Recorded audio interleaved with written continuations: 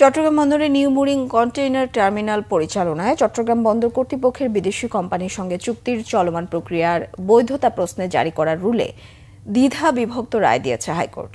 2 সদস্যের বেঞ্চের জ্যেষ্ঠ বিচারপতি চুক্তি প্রক্রিয়া অবৈধ বলেছেন, অন্যদিকে জুনিয়র বিচারপতি বৈধ ঘোষণা করেছেন।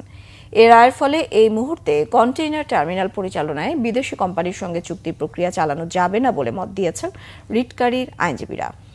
এখন প্রধান বিচারপতির কাছে রায়ের কপি যাবে, তারপর তিনি তৃতীয় বেঞ্চে শুনানির জন্য পাঠাবেন। পরে এ বিষয়ে চূড়ান্ত সিদ্ধান্ত নেওয়া হবে।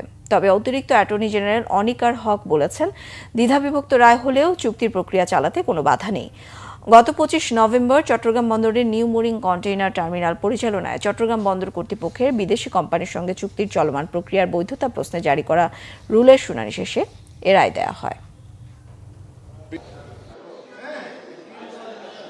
ইউনি জাজ ডিসেন্টিং, প্রিজাইডিং জাজ আমাদের পক্ষে।